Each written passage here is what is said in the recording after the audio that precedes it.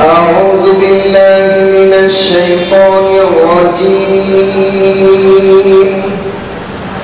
بسم الله الرحمن الرحيم. وجاء إخوة يوسف فدخلوا عليه فعرفهم وهم له منكرون.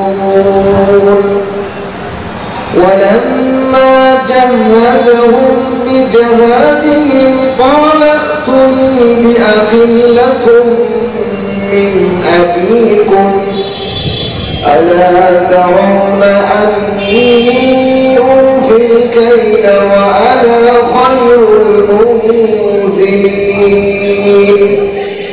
فإن لم تأتوني به فلا كيل لكم عندي ولا تقربون. قالوا سنراود عنه أباه وإنا لفاعلون. وقال لفتيانه جعلوا بضاعتهم في رحالهم لعلهم يعرفونها إذا انقلبوا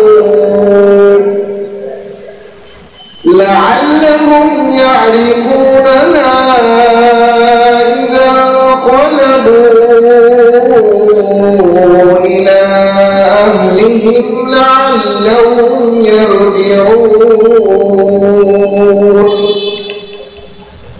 فلما رجعوا إلى أبيهم قالوا يا أبانا منع منا الكيل فأرسل معنا أخانا نقتل وإنا له لحافظون. قال هل آمنكم عليه إلا كما أمنتكم على أخيه من قبل فالله خير حافظا وهو أرحم الراحمين.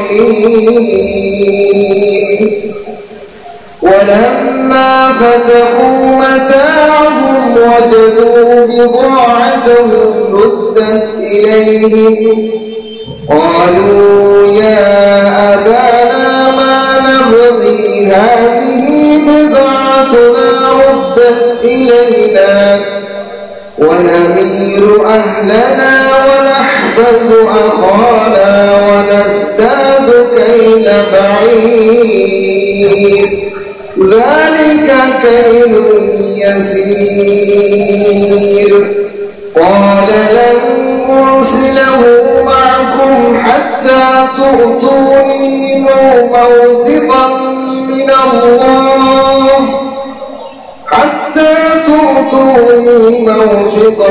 من الله لتأتونني به إلا أن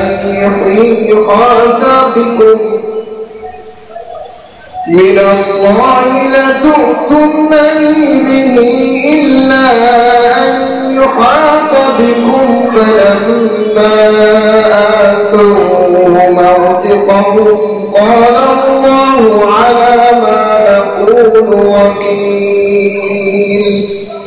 صدقت يا أرحم الراحمين.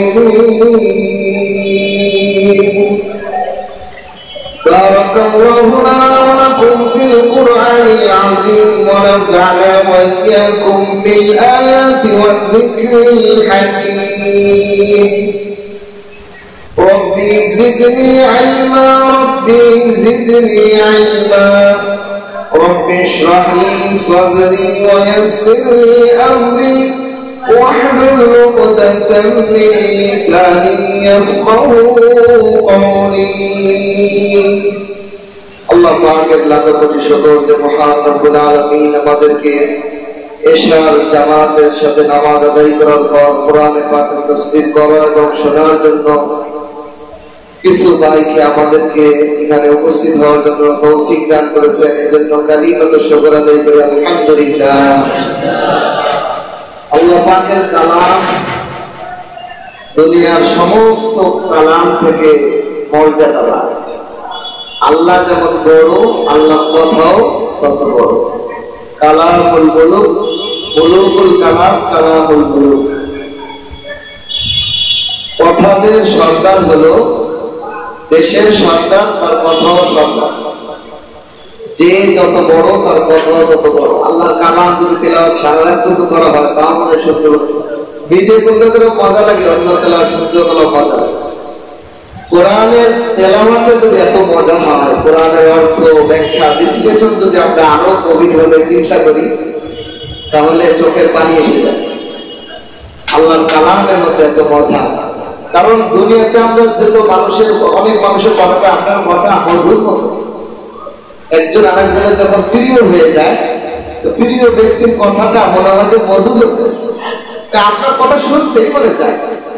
সেখানে যিনি এই মধু, এই মজা দান করেওয়ালা, যিনি এই মজার মালিক, তার কথাটা কত বড়। কিন্তু এই জন্য এখানে একটা মাসালা আমি বলে দিই, পৃথিবীতে দেখবেন প্রতিটা কাজ হিসাবে তেলাওয়াতের ধস, তাস, সুর এক এক রকম, কারোটার সাথে কারোটা মেলে না। কেউ অনেকে আছে নকল করে, কেউ নকল করা নিষেধ। এই কি পরিভাষায় মাসালা হলো তারা নিজেদের সুর নকল না করা, নিজের ভিতরের যে সুর আছে ওটা প্রকাশ করা। এর কারণ হলো আল্লাহ রাব্বুল আলামিনের সুর কোনটা যদি প্রশ্ন করা হয় আল্লাহর সুর কোনটা, তার উত্তর হলো সারা দুনিয়ার কোরআন পাঠ করানোওয়ালাদের সুরই আল্লাহর সুর। এজন্য আল্লাহ রাব্বুল আলামিন এক একজনের এক এক ধরনের কোরআন তেলাওয়াতের সুর দান করেছেন। এই সব সুরের মালিক হলো আল্লাহ। এজন্য যে যেইভাবেই কোরআন তেলাওয়াত করুক, শুদ্ধভাবে তেলাওয়াত করলে এটা আল্লাহর সুর, মনোযোগ দিয়ে শোনা। কোরআনের সূরা ইউসুফের তাফসীর আমরা ধারাবাহিক আলোচনা করতেছিলাম। আল্লাহ যদি তৌফিক দান করে ইনশাআল্লাহ বাকিটাও আমাদের আলোচনা করার খেয়াল। এই কোরআনের তাফসীর পৃথিবীর ইতিহাস তাফসীর করে কোরআন খতম করেওয়ালা লোক খুব কম ইতিহাসে। একজন মুফাসসিরকে পাওয়া যায় যিনি কোরআনকে তাফসীর করে এইভাবে মজলিসের মধ্যে ব্যাখ্যা করে করে মানুষকে বুঝায় কোরআনকে খতম করছে 3 বার। আমাদের উস্তাদ মুরব্বি শায়েখ মাহমুদুল হাসান, ওলিউল সুন্নাহ মাহমুদুল হাসান যাত্রাবাড়ি শায়েখ, ওনার মুখ থেকে শোনা, উনি বলেন ইতিহাস ঘেটে আমি নিজে দেখেছি 3 বার খতম করেওয়ালা একজন পাওয়া যায়। আর আল্লাহ তো সবর, আমাকে আল্লাহ 5 বার খতম করার তৌফিক দান করেছে। যাত্রাবাড়ি শায়েখ আমাদের উস্তাদ মুরব্বি, আমি ওনার প্রেরণা থেকে আমিও তফসিল করার দিকে প্রেরণা করেছি। কোরআনই তো মূল, কোরআনের ব্যাখ্যা নিজেও বোঝা, অপরকে বোঝানো। হুজুর বলেন, হুজুর নিজে তফসিল করে 5 বার শেষ করেছে। ওইটা থেকেই আমাদের ভিতরে প্রেরণা আছে। আমাদের ছাত্র ভাইয়েরা বিভিন্ন জায়গাতে যেখানে আছে তফসিলের ব্যবস্থা করে। তো অনেক সময় দেখা যায় লোক হওয়া না হওয়া, আমার ব্যক্তিগত খেয়াল হলো কেউ যদি না আসে প্রতিদিন প্রতি সোমবার ইনশাআল্লাহ আমি একা তফসিল করবো, অসুবিধা নেই, আমি একা পড়বো, একা শুনবো। কারণ কোরআনের তাফসীর যে আমি মুখে বলবো এটা আপনাদের কাছে সবার প্রথম কার কানে পৌঁছাবে বলেন? আমার। কারণ আমি বলার সাথে সাথে আমার মুখ থেকে আমার কানে সবচেয়ে নিকটে আপনাদের থেকে। এজন্য কোরআন কোন ব্যক্তি লোক হলো কিনা হলো এটা না, যাদের দিলের মধ্যে কোরআনের প্রেম ভালোবাসা থাকবে তারা যত দূরেই থাক, যেখানেই শুনবে সেখানেই দৌড়াবে। এজন্য কোরআনের মজলিসে আসা, এখানে অনেক শিক্ষা আমাদের জন্য রয়েছে। আমাদের জ্ঞান তো ক্ষুদ্র, এই কোরআনের ব্যাখ্যা বিশ্লেষণ করে করা আমার মতো মানুষের সম্ভব, কোনো মানুষেরই সম্ভব। কারণ আল্লাহ যিনি এই কালামের মালিক, যিনি এর ব্যাখ্যা বিশ্লেষণের মালিক, তিনি যদি আমাদেরকে দান করেন সেটা আলোচনা করবো। আমার তৌফিক। আল্লাহ রাব্বুল আলামিন সূরা ইউসুফের আমরা 57 নম্বর আয়াত পর্যন্ত কোরআনের তাফসীর করেছি। হযরত ইউসুফ আলাইহিস সালাম গত সপ্তাহের আলোচনা থেকে টেনে আনতেছি। গত সপ্তাহে আলোচিত হয়েছিল ইউসুফ আলাইহিস সালাম মিশরের খাদ্য মন্ত্রণালয়, অর্থ মন্ত্রণালয়ের দায়িত্ব গ্রহণ করেছিলেন। গ্রহণ করার পর তিনি রাজ্যের মধ্যে যখন 14 বছর, প্রথম 7 বছর যে সরিষা ফসল প্রচুর ফলবে, এটা যখন শুরু হয়ে গেল, ইউসুফ আলাইহিস সালাম জনগণদেরকে নিয়ে, কৃষি বিজ্ঞান ছিলেন ইউসুফ নবী, উনি কিভাবে ফসল ভালো হয়, প্রতিটা ক্ষেতের সমান জায়গা যাতে পানি পৌঁছে যায়, এদেরও কোনো বিজ্ঞান আছে। যদি ক্ষেতে এক পাশে পানি থাকে আর এক পাশে পানি থাকে না, তাহলে ওই ক্ষেতে ফসল ভালো হয় না। উনি ওনার মেধা দিয়ে এমন ভাবে আইল কাটলেন পানি যাতে সব জায়গা পৌঁছে যায়। এইভাবে উনি সরিষা ক্ষেতে খাদ্য শস্যের সমস্ত বিভিন্ন প্রোগ্রাম, সেমিনার করলেন, কৃষকদের নিয়ে ট্রেনিং দিলেন। তাহলে বোঝা যায় আমাদের জীবন বাঁচানোর জন্য যেরকম জীবন বাঁচানো খরচ, জীবন বাঁচানোর জন্য যেই পণ্য, যে খাদ্য সরবরাহ করা দরকার, ওটার শিক্ষা গ্রহণ করা খরচ। আমাদের দেশে ইঞ্জিনিয়ার, ডাক্তার, ব্যারিস্টার, উকিল বানানোর জন্য যেই পরিমাণ অর্থ সরকারি ফান্ড থেকে খরচ হয়, ওই পরিমাণ ফান্ড কৃষকদের জন্য খরচ করা হয় না। আপনি খোঁজ দিয়ে দেখেন, অধিকাংশ গ্রামের কৃষকরা কৃষিবিদ সম্পর্কে, কৃষি জ্ঞান সম্পর্কে কোনো পড়ালেখাই নেই। দেশের কৃষি উন্নত হবে কেমনে? ইউসুফ আলাইহিস সালাম প্রথম পদক্ষেপ নিলেন, দেশের সমস্ত কৃষকদেরকে কৃষি জ্ঞান দিতে হবে। তাহলে দেশে পেঁয়াজের সংকট পড়বে না, আলুর সংকট পড়বে না। আবার পেঁয়াজের আলুর সংকট নাই আসলে, এই জন্য কৃষকদের যদি সঠিক জ্ঞান দেওয়া হয়, তাহলে বোঝা যায় জ্ঞান সব জায়গায় জরুরি। ইউসুফ আলাইহিস সালাম বিভিন্ন এলাকায় যে কৃষকদেরকে যে তোমরা কিভাবে ফসল ফলাও, ওদেরকে আরো জ্ঞান দিলেন, এইভাবে কাজ করো, এবং এইভাবে ফসল ফলানোর পরে তোমাদের যতটুকু প্রয়োজন, তোমাদের খাবারের জন্য, প্রতিনিয়ত খাবারের জন্য বা 1 বছরের জন্য যতটুকু খাবার প্রয়োজন, ওইটাকে তোমরা মাড়াই করো, শীষ থেকে ঝরাও সরিষা, আর বাকিগুলো ঝরায়ও না, ওটা শীষের মধ্যেই রেখে দাও। রেখে দিয়ে তাফসীরের মধ্যে লেখে ইউসুফ আলাইহিস সালাম প্রতিটা এলাকায় দেশের অঞ্চল ভিত্তিক করে 7টা করেই দিলেন, বিশাল গোডাউন বানাইলেন। এই গোডাউন বানানো ইউসুফ আলাইহিস সালামের দক্ষতা আর কারো সম্ভব ছিল না। এমন ভাবে গোডাউনটা বানালেন যে শীত গরমে কখনোই সবসময় ওটা উত্তপ্ত থাকবে। প্রথমে বিশাল একটা কূপের মতো খুঁজলেন, খোঁড়ার পর বালি দিলেন। বালি, ওই সময় বালি, ইটের, পাথরের কম করে এগুলো দিয়ে ওর নিচে, ওর উপরে আগুন জ্বালাইলেন। আগুন জ্বালানোর কারণে ওই বালি এবং পাথরগুলো একটা হিট হইবে। বালি এবং পাথরের মধ্যে একটা শক্তি আছে, ওরা গরমের হিট থেকে অনেকক্ষণ পর্যন্ত ধরে রাখে।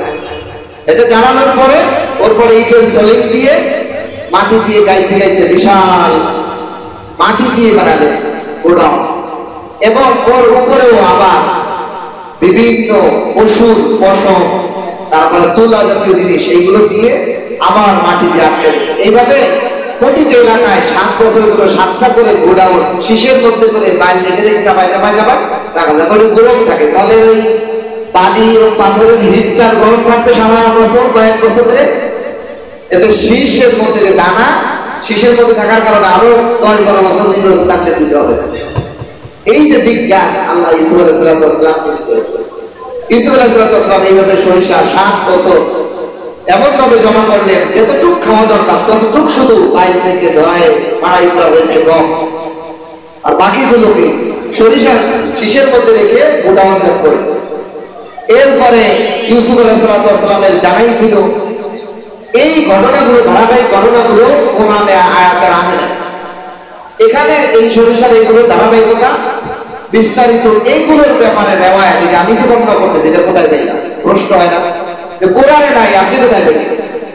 এখানে একটা জটিল প্রশ্ন, উত্তর আমি আজকে দিয়ে দিই, আপনারা বুঝে নেবেন। কোরআনে একটা ঘটনা যখন বলে যেখানে প্রয়োজন, যেটা প্রয়োজন, এটা গুরুত্বপূর্ণ, ওটা নিয়ে আসছে, ওর বাকি ধারাবাহিকতা ছেড়ে দিয়েছে। এখানে ইসলাম কিভাবে এটা করছিল এটা কোরআনের মধ্যে আসে, কিন্তু অতীতের যে কিতাব তাওরাত, ইনজিল, জাবুর 100 বছর না, ওইগুলোর মতো এইগুলোর বিস্তারিত, তাওরাতের মধ্যে এটা বিস্তারিত ছিল।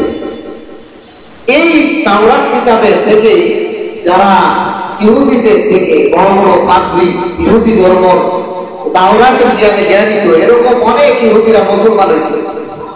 মুসলমান হওয়ার পর তারা বলে যে কোরআনের এই জায়গার এই ঘটনাটা এই আমরা তাওরাতে পাইছি। এই রেওয়ায়াত গুলাকে বলা হয় ইসরাইলি রেওয়ায়াত। আমার কাছে একটা তফসির আছে, এই তফসির গুলা হলো যত কোরআনের মধ্যে যে ধারাবাহিকতা যেখানে ঢুকে গেছে, যেগুলো কোরআনে নেই, এটার ধারাবাহিকতা ইসরাইলে মানে তাওরাতের বিভিন্ন কিতাব থেকে ওর ধারাবাহিকতা বর্ণনা সই তফসির, এটা বলা হয় তফসিরে ইসরাইল। এটা আমার কাছে আছে। এই তফসিরের এই তফসির গুলা একটা মাসালা আছে, ওই তফসির গ্রহণ করা যাবে কি যাবে না। সেই ক্ষেত্রে মাসালা হলো কোরআনের এই ধারাবাহিকতায় যদি ওই জায়গা থেকে তফসির গুলো নিয়ে আসা হয়, মেনে নেওয়া হয়, মানলে যদি কোরআনের বিপরীত না যায়, জানো ওই তফসিরটা মানলাম, মানলে আমার কোরআনের কোনো আয়াতের সাথে সংঘর্ষ হলো না, তাহলে ওই তফসির গ্রহণ করা যাবে। আর যে ইসরাইলের রেওয়ায়াতটা কোরআন এবং হাদিসের খেলাফ দাঁড়ায় যাবে, বিপক্ষে হয়ে যাবে, ওটা গ্রহণ করা যাবে না। এটা হলো মাসালা। ওই হিসেবে এখানে ধারাবাহিকতা আসছে যে ইউসুফ আলাইহিস সালাম এইভাবে যখন সংগ্রহ করা হয়ে গেল 7 বছর, পরবর্তী 7ম বছর যখন শুরু হবে, ইউসুফ আলাইহিস সালাম তো আল্লাহর নবী ছিলেন, তাকে জানাই দেওয়া হয়েছে, উনি জানেন কখন শুরু হবে। তো উনি বললেন বাদশাকে, বাদশা যেই দিন থেকে আপনার গভীর রাত্রে তাহাজ্জুদের সময় প্রচন্ড খিদা লাগবে, ওই দিন থেকে এই দুর্ভিক্ষ শুরু হবে। ইউসুফ আলাইহিস সালামের ভাষ্য অনুযায়ী ইউসুফ আলাইহিস সালাম দ্রুত আসলেন, যেই দিনের বাকি ছিল। বাদশা হঠাৎ করে ঘন্টা বাজায় দিলেন, তুমুল করে ঘন্টা দিয়েছে, বাদশার ক্ষুধা লেগেছে। এমন ক্ষুধা ওনার লাইফে কোনোদিন লাগে নাই। বাদশা, ওরা খানার অভাব আছে, এক অক্ত খাওয়ার আগে আর এক অক্ত খাওয়া চলে আসে, ক্ষুধা কার লাগে? বাস্তবে হলে যার এক অক্ত থেকে আর এক অক্ত খাবার সংগ্রহ করতে দেরি হয়ে যায়, তার ক্ষুধা লাগে। যার সামনে সবসময় খাবার থাকে প্রস্তুত, বাদশা হওয়া যায়, তার ক্ষুধা লাগার সময় হওয়ার আগেই খাবার চলে আসে। সেই বাদশা বলতেছে, আমার লাইফে আমি জন্মের পর থেকে এমন ক্ষুধা আর লাগে না। সঙ্গে সঙ্গে ইউসুফ আলাইহিস সালাম বাবর ছেলে জায়গায়, এখানে একটা ঘটনা, বাদশাকে আগে থেকে বলেন নাই কোন দিন শুরু হবে, বলছে 7 বছর পরে শুরু হবে, কিন্তু কোন দিন হবে ইউসুফ বলেন, বাদশাকে জানান নাই। কিন্তু ইউসুফ আলাইহিস সালাম নিজের থেকেই বাবর ছেলেদের বললেন, তুমি খানা বানাও, রাত 3টের সময়। বাবর ছেলে কেন? বাচ্চা খাবার লাগবে, বাচ্চা তো খাবার দেয়, দেয় নেই, আমি যেটা বলতে বলবো, ইউসুফের অর্ডার মানতে হবে, খাবার তৈরি করছে, খালি করে রেডি। এই মুহূর্তে বাদশার দরবারে খাস রুমের দিকে যাইতেছে, দরজার কাছে গেছে, বাচ্চা তো ভিতরে ঘুমানি, বাচ্চার দরজার দ্বারে বাবরসি খানচা বড় খাবার রেডি। এই মুহূর্তে বাদশার ক্ষুধা লেগে ঘন্টা বাজাও, তার বিবিরে বললো, ঘন্টা বাজাও, আমার প্রচুর খিদা লাগছে, পুরো রাজ্যের মধ্যে যাও, খিদা লেগে গেছে আমার। ক্ষুধা লাগার ঘন্টা বাজানোর সাথে সাথে যে দরজা খুলছে, ইউসুফ আলাইহিস সালাম খানচা হাতে বাদশার ইউসুফ আলাইহিস সালামের এটা দেখে বাদশা আরো আশ্চর্য হয়ে গেল। আরে আমি তো খিদা লাগছে এই কথা আপনারা জানাই যায়, আপনি কিভাবে জানেন? আমাকে আগের থেকে অবগত করা হয়েছে যে আপনার এই টাইমে খিদা লাগবে, যে আমি খাবার রেডি করে রাখছি, আমার খিদা লাগবে না, খাবার তৈরি করে পাবছি, এত সুযোগ। তো বাদশা ওই মুহূর্তেই তাড়াতাড়ি ওই গান অবস্থায় খাওয়া শুরু করে দিল। ইউসুফ আলাইহিস সালাম তাড়াতাড়ি নিয়ে খাদ্য বসায় দিলেন। ক্ষুধার্ত অবস্থায় যেন একদম অসহায় ভিখারু মানুষকে যদি 2-3 দিন না খাইলে যেরকম তার খাবার দিলে যেরকম খাবার অস্থির হয়ে যায়, বাচ্চা ওইভাবে খাবার খাইলে এইভাবে পুরো রাজ্যের মধ্যে খিদা লেগে সবাই। এইভাবে ইউসুফ আলাইহিস সালাম দুর্ভিক্ষের শুরু হয়ে গেল। ইউসুফ আলাইহিস সালাম নিজে এইবার ত্রাণ বন্টন শুরু করলেন। প্রথমত উনি মিশরের যারা ছিল এদেরকে একটা বন্টনের একটা সিস্টেম করে দিলেন ইউসুফ আলাইহিস সালাম নিজে, যে প্রতিটা জনগণ এক উট পরিমাণ খাদ্যশস্য পাবে, একবারে ওয়ানেল দিয়ে দেব না। তাহলে বোঝা যায় একটা মানুষকে যে ফকিরকে দেওয়ার ক্ষেত্রে উনি এক উট পরিমাণ খাদ্যশস্য গম আনলেন, দিলেন। এটার পরিমাপ তফসিরের মধ্যে লেখে এটার পরিমাপ ছিল 5 মণ থেকে একটু বেশি, 235 কেজি 5 মণের থেকে একটু বেশি ছিল। মানে বর্তমান হিসাবে 5 মণ থেকে 5.5 মণ এইরকম পরিমাণ এক উঠে বোঝাই কিন্তু গম শস্য একজনের করতে পারবে। এটার সিস্টেম উনি এরকম করলেন যে প্রত্যেক জনগণ 1 পরিমাণ পাবে, যখনই এটা শেষ হবে তখন আবার হবে, একবারে তারে গুণান্তরে দিয়ে দেওয়া হবে। এইভাবে উনি বন্টন শুরু করলেন। সারা মিশরের মধ্যে জনগণ শান্ত সুন্দর সবাই খাইতেছে, সিস্টেম করে নিতেছে। ইউসুফ আলাইহিস সালাম নিজে সুন্দর করে পরিমাপ করে দেখাই দিলেন, পরিমাপ করে বন্টন করো। এই দুর্ভিক্ষ ছড়াইতে ছড়াইতে ছড়াইতে ছড়াইতে মিশরের পাশে কেনান, এই কেনান এই সমস্ত এলাকাগুলো দুর্ভিক্ষ হয়ে গেল। ইউসুফ আলাইহিস সালামের বাবা ইয়াকুব নবী তার সন্তানেরা কেনানে বসবাস করতেন মিশরের পাশে। এই কেনানের মধ্যে ওনারা দেশ চড়াইতেন, দেশ পালন করতেন। ওনাদেরও হলো দুর্ভিক্ষ, ওনাদেরও কম নেই, শেষ যা ছিল সব শেষ। ইউসুফ আলাইহিস সালামের এই যে বন্টন, এই বন্টন করতে রাখতে দিয়েছেন দেশের মানুষকে। বাইরের যারা মানুষ তারাও যখন খাদ্য শেষ মিশরের রাজার কাছে আসতেছে, ইউসুফ আলাইহিস সালাম তাদেরকেও বরাদ্দ করে দিলেন। তারাও 1 উট পরিমাণ পাবে, তবে অর্থের বিনিময়ে। সেই অর্থটা চড়া দাম না, এই দুর্ভিক্ষে তারা যথাযথ সামান্য হলেও কিছু একটা দাম ধরে দিলেন। যেখানে 50 টাকা একটা কেজি গমের দাম, সেখানে 10 টাকা 12 টাকা ধরে দিলেন। তাহলে বোঝা যায় সংকটের সময় একজন সৎপ্রমাণা মানুষ, সৎপ্রমাণা ব্যবসা উচিত ব্যবসায়ী সামান্য লাভে জনগণের জন্য ছেড়ে দেওয়া। আজকাল যদি আমাদের এই বড় বড় আড়তদার, বড় বড় ব্যাপারীরা কোরআনের এই ব্যাখ্যা বিশ্লেষণ জানতো, ইউসুফ নবীর মতো যদি তারা আদর্শ দিত, তাদেরকে আল্লাহ তাআলা সম্মানের বাকান উঠাইত।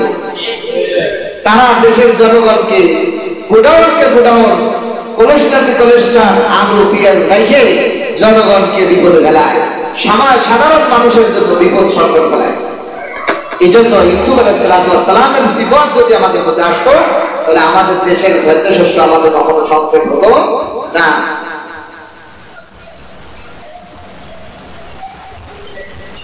ইউসুফ আলাইহিস সালাম এই নির্ধারণ করে দিলেন যারাই বাইরের থেকে আসবে তাদেরও 1 উট পরিমাণ দেওয়া হবে, তবে তাদেরকে বিনিময় নেই, আর দেশের মানুষকে রিলিফ। এইভাবে উনি যখন বন্টন শুরু করলেন, কেনানের মধ্যে যখন দুর্ভিক্ষ দেখা দিল, ইয়াকুব নবী উনিও জ্ঞানী ছিলেন। উনি যখন এই আভাস আসলো যে কেনান মিশর থেকে, মিশরের বাদশা খুব সব ভালো, সে অল্প দামে দুর্ভিক্ষের সময় চড়া দাম না নিয়ে অল্প দামে খাদ্যশস্য দিচ্ছে, তখন উনিও ওনার ছেলেদেরকে পাঠাইলেন, যাও তোমরাও মিশরে যাও। 10 ভাইকে পাঠাইলেন। ইউসুফ আলাইহিস সালামের যে কনিষ্ঠ ভাই ছিল বিনিয়ামিন, একে পাঠাইলেন। বাকি 10 ভাইকে পাঠাইলেন, যাও তোমরা যাও। এদেরকে যখন পাঠাইলো ইয়াকুব নবী এই জন্য, এদের কাছে ওই সময় স্বর্ণ অলঙ্কার এইগুলোই ছিল, আলাদাভাবে টাকার কোনো প্রচলন ছিল না। থাকলেও এরকম অলঙ্কার একটা খন্ড খন্ড ছিল। আমাদের সময় যে পয়সা সিলভার আমাদের সেরকম না, স্বর্ণ অলঙ্কার একটা টুকরা এরকম ছিল। তো এই অলঙ্কার টলঙ্কার যা কিছু এক টুকরি নিয়ে আসছে গ্রাম নেওয়ার জন্য। মিশরের গেটে যখন আসছে, মিশরের গেটে আসলে ইউসুফ আলাইহিস সালামের নীতি ছিল, বর্ডারে যদি কোনো গরিব রাষ্ট্র আসে তা আমাকে অবগত করবা কোন রাষ্ট্র থেকে আসছে, কোথা থেকে আসছে। ইউসুফ আলাইহিস সালাম বর্ডার পাহারাদার বিডিআরদেরকে জানাই দিয়েছেন যে তোমরা দেখবা কেনান থেকে কোনো লোক আসে কিনা, তাহলে আমার বাবা ভাইয়েরদের খবর আমি কিন্তু জানতে পারবো। এখানে একটা জটিল প্রশ্ন তফসিরে করছে, সেটা হলো ইউসুফ আলাইহিস সালাম একজন নবী, এবং সাধারণ থেকে সাধারণ মানুষের তো বিবেকে মধ্যে আসেনি। সে যখন মিশরের পূর্বের থেকে গোলাম হিসেবে মিশরের বাজারে আসলো, তখনই তো সে আজকের মিশরের বাসার মধ্যে স্বাধীনভাবে বসবাস করতো। সে গোলাম হিসেবে না, স্বাধীনভাবে তার ছেলের মতো বসবাস করতো। সেই সময়ই তো তার বাবা মারে সে সংবাদ জানাইতে পারতো, চিঠির মাধ্যমে, লোকের মারফতে, যে কোনো ভাবে যে আমি গোলাম মিশরে আছি, তার বাবারে জানাইতে পারতো, তা জানাইনি। এরপরে জেলখানা থেকে বের হয়ে আজিজুল মিশরের উপদেষ্টা এবং অর্থমন্ত্রীর দায়িত্ব পাইলেন। তখনও তো উনি স্বাধীন, উনি যাই কেনানে বাপের সাথে দেখা করে রাখতে পারতেন, তখনও তো খবর ঘটাইতে পারতেন, ঘোড়া দিয়ে রাষ্ট্র একজন বানাইতে পারতেন যে আমি কেনানে আছি আপনার। কিন্তু কেন এখনো বলেন না, কেন এখনো পরিচয় দেন না? এরপরে ভাইরা আসতেছে, ভাইদের কাছে পরিচয় দেন না। এর কারণ কি? মুফাসসিরিন একরাম লেখেন এইটা কয়েকটা কারণে হতে পারে। এক নম্বর হলো ইউসুফ আলাইহিস সালামকে আল্লাহ ওহীর মাধ্যমে জানিয়ে দিয়েছে যে তোমাকে আমি বলার আগ পর্যন্ত তোমার বাপের কাছে কোনো পরিচয় দেওয়া যাবে না। কারণ আল্লাহ কি ঘটাইতে চাচ্ছে এটা না ঘটানো পর্যন্ত তোমার বলার অনুমতি নেই। আল্লাহ যেটা চাইতেছে, আগের দিন বলেছিলাম আল্লাহ পাক ইয়াকুব নবীকে একটা পরীক্ষা করেছিলেন। কি পরীক্ষা? ইউসুফ আলাইহিস সালামকে সামনে রেখে শেষ রাত্রে যখন ইয়াকুব নবী নামাজ পড়তেছিলেন, এই নামাজের মধ্যে ইউসুফের চেহারা পৃথিবীর অর্ধেক সৌন্দর্য তাকে দিয়ে দেওয়া হয়েছে। তার দিকে পড়ার সাথে সাথে ওনার নামাজ থেকে মনোযোগ ওনার ছেলের দিকে, ছেলের সৌন্দর্যের দিকে চলে গেছিল।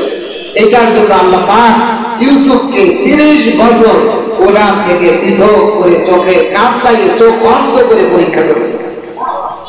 হে নবী ইয়াকুব, তুমি আমি আল্লাহর কাছে তাকবীরে তাহরিমা বেঁধে নামাজে দাঁড়াইয়ে তুমি আমার দিকে মনোযোগ না দিয়ে আমার একটা সৃষ্টি সৌন্দর্যের দিকে মনোযোগ দিয়েছো, তোমার এই চোখকে আমি অন্ধ করে ছাড়বো। এই চোখ থেকে ভালোবাসার মাধ্যমে 30 বছর পর্যন্ত দূরে রাখছেন আল্লাহ। এইটাই ছিল আল্লাহর একটা পরীক্ষা। কোন কোন মুফাসসিরিন একরাম লিখেছেন যে ইয়াকুব নবী এই পরীক্ষার সর্বোচ্চ দেওয়ার জন্য ইউসুফকে নিষেধ করছেন। 2 নম্বর হলো তার ভাইরা এখনো যদি পরিচয় হয়ে যায়, তাহলে তার ভাইরা নিজেদের ভুলে প্রায়শ্চিত্ত তওবা করার সুযোগ পাবে না। ইউসুফকে দেরিতে পরিচয় করায় ভাইদেরকে ভিতরগত ভাবে একটা তওবার প্রেক্ষাপট কায়েম করার জন্য আল্লাহ দেরি করেছে।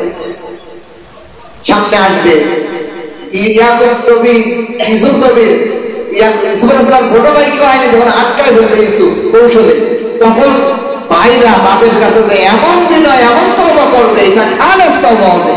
ওইটার জন্য আল্লাহ ইউসুফকে পরিচয় দিয়েছেন। এইগুলো কারণ ছিল। এই জন্য স্বাভাবিক দৃষ্টিতে দেখা যায় একজন মানুষ কেন দেবে কথা মানবে। আমি পরিচয় একজন মানুষ, আমার বাপ ঠিকানা আমি জানি, আমি রাষ্ট্রপ্রধান হয়ে গেছে, আমি আমার বাপ মানে পরিচয় দেবো না কেন? এটা তো আমার দরকার ছিল। কিন্তু ইউসুফ আলাইহিস সালামের এই সমস্ত কিছু কারণে ইউসুফ আলাইহিস সালাম পরিচয় দেন।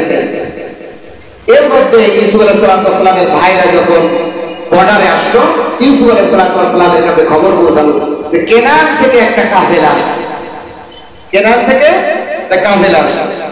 ইউসুফ আলাইহিস সালাম দ্রুত দূত পাঠাইলেন, যাও খবর দাও কে কোথায় বাড়ি, তাদের কি খবর। ও সেনাবাহিনী থেকে যায়, তারা খবর দিল, নিয়ে হলো যে কেউ তোমরা কোথা থেকে আসছে। বলে আমরা কেনানের বেশ চালক রাখাল, আমরা খুব অভাবে পড়ে গেছি, আমাদের দুর্ভিক্ষ ধরছে, আমাদের সরিষা নেই, আমরা সবজি বিষয়ে বাচ্চা অনেক ন্যায় করে তার কাছে ত্রাণ দিতে আসছে। তখন বললো ইউসুফ আলাইহিস সালাম জানালো, ইউসুফ আলাইহিস সালাম বললো এই 11 ভাইকে আমার রাজপ্রাসাদের মেহমান খানায় নিয়ে আসো, আর বাকিদেরকে ত্রাণ দেওয়ার ওইখানে অন্য জায়গায় মেহমানদারি করো। এই যে আল্লাহ তাআলা বলতেছেন এখান থেকে ওয়াজা ইখওয়াতু ইউসুফ ফাদাখালু আলাইহি, ইউসুফ আলাইহিস সালামের ভাইরা আসলো, ফাদাখালু আলাইহি, ইউসুফ আলাইহিস সালামের মেহমানখানায়, রাজ মেহমানখানায় তার ভাইরা প্রবেশ করলো। ইউসুফ আলাইহিস সালামের ভাইরা ইউসুফ আলাইহিস সালামের মেহমানখানায়, রাজ্য মেহমানখানায় প্রবেশ করলো। ফাআরাফাহুম, ইউসুফ আলাইহিস সালাম চিনে ফেলেছে। যেই সময় ইউসুফ আলাইহিস সালামের রাজমহলে প্রবেশ করে, ওই সময় ইউসুফ আলাইহিস সালামের বয়স ছিল 40 বছর। তাফসীরের মধ্যে লেখা যখন কূপে ফেলাইছিল, কূপের থেকে যখন গোলাম হিসেবে নিয়েছিল তখন 12 বছর বয়স। এই ইউসুফ আলাইহিস সালাম কি অবস্থা, ভাইরা তো দাড়ি পানি পাইতে সব বুড়ো হয়ে গেছে। ইউসুফ 12 বছর, ওই সময় ভাইরা হলো যুব, 30 বছর 25 বছর সব।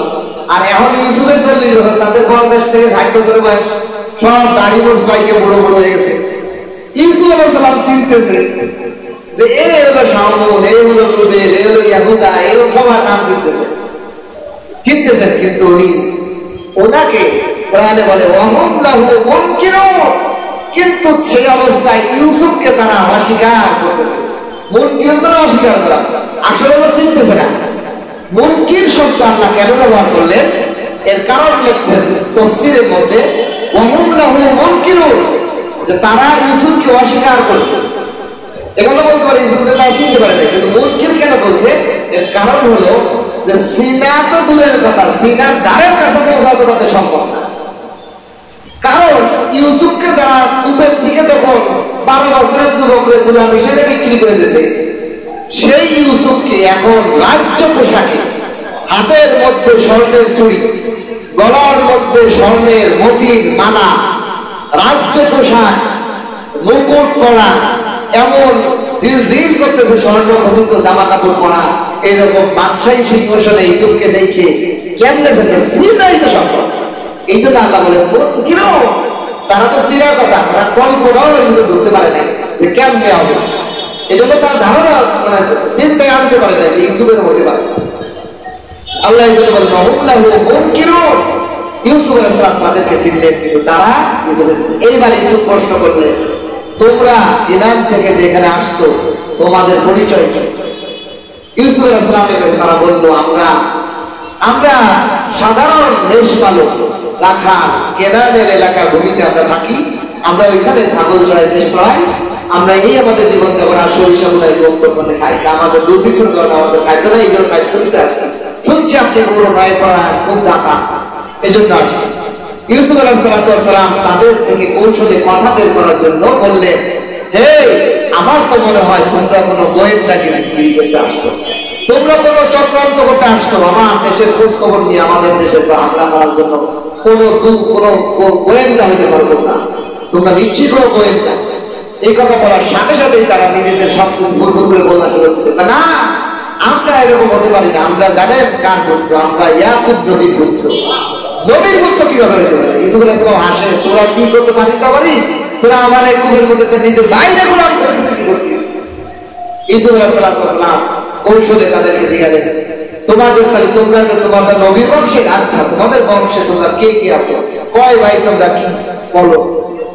এখন তারা বলা শুরু করতেছে, আমরা হলো 12 ভাই, আমাদের এক ছোট ভাই জঙ্গলে চড়াইতে যায়, সে তাকে বাঘে খেয়ে ফেলেছে। ইউসুফ আলাইহিস সালামের কিরকম লাগতেছে বলেন, যে ইউসুফ আলাইহিস সালামের সামনেই তারা বলতেছে বাঘে খেয়ে গেছে। আর ছোট একটা ভাই আছে, সেই ভাই মরে যাওয়ার পর আমার বাবা খুব অসহায়, কান্দে তার জন্য, তার বিরহ বেদনা তার ছোট ভাই বিনিয়ামিনের দ্বারাই সাত উদ্যম শোষণ করে, এখন তার কাছে রাখছে, আমাদেরকে পাঠাইছে। ইউসুফ আলাইহিস সালাম নাই, এখন আমার বাবা এই অন্ধ হয়ে তার বিরহে, আমাদের প্রতি তার কোনো ভালোবাসা নাই, এই বিনিয়ামিনের প্রতি তার সব ভালোবাসা। ইউসুফ আলাইহিস সালাম শুনে বলতেছেন, আমি বিশ্বাস করি না, তোমাদের যে একটা ভাই আছে, এটা মনে হয় তোমরা আমার সাথে মিথ্যা বলতেছো। তোমরা যদি সত্য বলে থাকো তাহলে ঠিক আছে, তোমরা যদি তোমাদের ভাইকে আবার আমার কাছে নিয়ে আসো, তাহলে বুঝবো যে তোমরা সত্যবাদী, তোমাদেরকে আমি তেরান দিব, এই দিব, রিলিফ দিব, আর না হলে তোমরা রিলিফ পাবে না, টাকা নিয়ে আসতে পাবে না, কোনোভাবেই পাবে না, আনতে হবে এই সত্য পাবো। তখন এক ভাই বড় ভাই বলল যে ঠিক আছে, আমরা চেষ্টা করবো, আমার বাবারে বোঝানোর জন্য চেষ্টা করবো, তাকে আনার জন্য। আমরা অনেকতেছি না, কারণ আশা আর না আসার ব্যাপারটা যার পর থাকে, সে যদি না আসে তাহলে আমরা জানতে পারবো, আমরা চেষ্টা করবো। এখান থেকে আমাদের জন্য একটা শিক্ষা হলো যে কোনো বিষয় যদি আপনার সাথে সম্পর্কিত থাকে, তাহলে আপনি আপনার কাজের স্পৃহা আপনার কাজের যোগ্যতা যদি আপনি ওয়াদা দিতে পারেন, হ্যাঁ ইনশাআল্লাহ করব, তবে ইনশাআল্লাহ বলতে হবে। কিন্তু যখন বিষয়টা অন্যের উপর, যখন বাইরে আপনার নিয়ে আসবে তফসিলি, ইনশাআল্লাহ জানার চেষ্টা করবো, সেদিন আসলে থাকতে পারবো না, তাহলে ওইখানে ওয়াদা দিয়ে আনা যায় ইনশাআল্লাহ নিয়ে আসবো, তাহলে ওইটা আরেকজনের বিষয়, সে আসা না আসা তার সাথে সম্পর্ক তো আপনার না। যেটা ভিন্ন বিষয়ে ওয়াদা কোনোভাবে না দেওয়া, ব্যক্তিগত বিষয়ে ওয়াদা দিয়া। এই জন্য ইউসুফ আলাইহিস সালামের কাছে তারা বললো, ঠিক আছে। ইউসুফ আলাইহিস সালাম বললেন, তোমরাও আদেশ দিলেন, যাও এই 11-10 ভাইয়ের প্রত্যেক ভাইকে তোমরা 1 পরিমাণ খাদ্যশস্য দিয়ে দাও, এবং বলে দিলে তোমরা ওই ভাইকে নিয়ে আসো, ওই ভাইয়ের পরিমাণে পাবা। 10 ভাই থেকে 1 ভাই বললে, ভাই আপনি তো আমাদের এই রাজা মহান বাদশাহ, আপনি তো আমাদের আপ্যায়ন করলেন, সবই বলেন, আমাদের এই 11 নম্বর ভাইটাও দিয়ে দেন।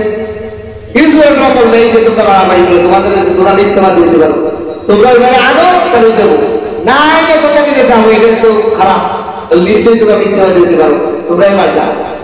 এইভাবে তাদেরকে রাস্তার মধ্যে মেহমানদারি করে ইউসুফ আলাইহিস সালাম পরিচয় গোপন রেখে তাদেরকে তাদের রাজ্যের যে ত্রাণ দেওয়া তাকে বললেন, তাদের যে অর্থ করে স্বর্ণ করে যে ব্যাগের মধ্যে দিয়েছে, এই ব্যাগটা তাদের খাদ্যশস্যের ভিতরে দিয়ে তাদেরকে বিদায় দিয়ে দেবে।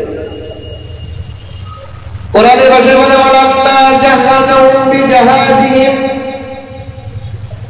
তারা যখন এই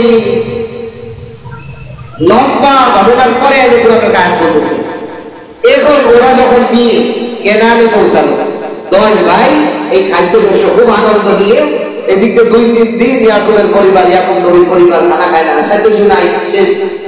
2-3 দিন পরে যে তারা পৌঁছাইছে, এই খাদ্যশস্য নিয়ে কেনানে যখন পৌঁছাইছে, তখন তারা বাবার কাছে যে বললো, বাবা আমরা আশ্চর্য, আমরা বেশ ভালো রাখাল, আমাদেরকে রাজা রাজ্য মহলে মেহমানদারি করেছে, আমাদের সাথে ভালো মেহমান নাজ করেছে, আমাদেরকে এরকম দিয়েছে, এরকম বলো, সে আমার ত্রাণ দিয়েছে, আমাদের অল্প মূল্যের মধ্যে অনেক ত্রাণ দিয়েছে, আর 1 পরিমাণ। তা আমাদেরকে আগামীতে একটা শর্ত তুলে দিয়েছে, আমরা যদি আগামীতে ত্রাণ আনতে যাই, তাহলে আমাদের ছোট ভাই বিনিয়ামিনকে নিয়ে যেতে, না নিয়ে গেলে দেবে না, বাদশাহী ওয়াদা করছে। এর মধ্যেই মহিলারা যখন ত্রাণের বস্তা খুলে রুটি বানানোর জন্য কেবলই ঘটছে যে গম যাইতে রুটি বানাবে, ওর ভিতর তৈরি টাকা তৈরি, স্বর্ণের তৈরি, বের করে দ্রুত আনছে বাপ ছেলেদের কাছে, ছেলেরা বাপ দেখবে, এটা আমাদেরই তৈরি, আমরা যেটা জমা দিয়েছিলাম বাচ্চার কাছে সেটাই তো আমাদেরকে দিয়েছে, এটা আমাদেরকে ফেরত দিয়েছে। এইটা আল্লাহ বলতেছেন,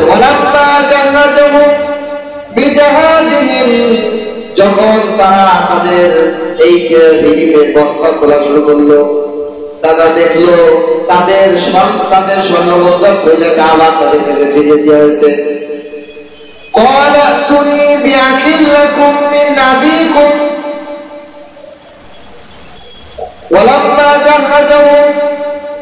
ইউসুফ আলাইহিস সালাম, এখানে ইউসুফ আলাইহিস সালাম বললেন, জাহাজাবু, ওই তাদের যারা ত্রাণ বিতরণ ছিল তাদেরকে বললেন, তোমরা এদেরকে ত্রাণ দিয়ে দাও, রিলিফ দিয়ে দাও, বিজাহাজিহিম, তারা যা প্রাপ্য পাবে 1 পরিমাণ এটা দিয়ে দাও। এরপরে ইউসুফ আলাইহিস সালাম আবার বলে দিলেন, ইউসুফ আলাইহিস সালাম বললেন, তোমরা তোমাদের ভাই, বৈমাত্রিক ভাই, 1 বাপ মা 2, 1 বাপ মা 2, এই যে ভাই ছিল, এরা ছিল আসলে খালাতো ভাই। ইয়াকুব নবীর শরীয়তে একই টাইমে 2 বোনকে বিয়ে করা যাবে। বর্তমান সময়ে যদি এরকম হইতো, তাহলে মানুষ, হ্যাঁ যদি জামাই ভালো হয় তাহলে সবকটা মেয়ে দিয়ে দিত, আর যদি জামাই খারাপ হয় দিত না। ইয়াকুব নবীর যে শ্বশুর ছিলেন, ইয়াকুব নবীর প্রতি আন্তরিকতার কারণে উনি 2টা মায়েকেও লাভ করেছেন। ইয়াকুব নবীর মোট বিবি ছিল 4 জন, এই 2 জন বিবির ঘরে ইজ্জত ছেলে মেয়ে হয়েছে। ইয়াকুব ইউসুফ আলাইহিস সালামের মা ইউসুফ এবং বিনিয়ামিন, আর ওনার খালা গর্ভ থেকে হয়েছে 10 ছেলে। ইয়াকুব নবী এই জন্য আল্লাহ বলতেছেন, আখিল্লাকুম মিন আবিকুম, বাপ মাতৃক, বাপ ভাই, মা বিপরীত, এটা বলা হয় বৈমাত্রিক ভাই, মা 2 মা ভিন্ন মা হিসেবে ভাই, কিন্তু বাপ এক। এই ভাইকে যদি তোমরা, বৈমাত্রিক ভাইকে যদি ইউসুফ আলাইহিস সালাম বললেন যে আমার কাছে নিয়ে আসো, নিয়ে আসবে, তোমাদেরকে পরিপূর্ণ দিনা নিয়ে আসবে, এর সাথে বললেন, আনা তারাও না, তোমরা কি দেখলে না আমার মেহমান আমি কি কত ভালো, আমি তোমাদেরকে ইন্নি উফিল গাইরা, আমি তোমাদেরকে পরিপূর্ণ মাপ করে 5.5 করে মতো একজনকে দিয়ে দিলাম, এক কোট পরিমাণ। ওয়ানা খায়রুল মুনজিলিন, আর আমি বড় মেহমান নওয়াজ, আমি খুব মেহমানদারি করি। তাদেরকে এরকম বড় বড় রুটি আর খাসির রান, দুম্বার রান, গ্রিল আইনে তাদের সামনে যাওয়া দিচ্ছে। রাজমহলের মেহমানদারি, ওই সময় রাজমহলের মেহমানদারি, যে সময় মানুষ পোড়ায় দুম্বা দুবাইতে পোড়ায় খায়, সেই সময় রাজমহলের মেহমানদারি কত সুন্দর সেই যুগে। এই যে আগে এখনের যুগে যে আমরা গ্রিল খাই, এটা তো আগের যুগের খাওয়া। আগে মানুষ কি এত মশলা ছিল, গরু জমাইতে আমরা ছিলে আগুনের মধ্যে পুড়াইতো, এই পুড়া গোস্ত খাইতো।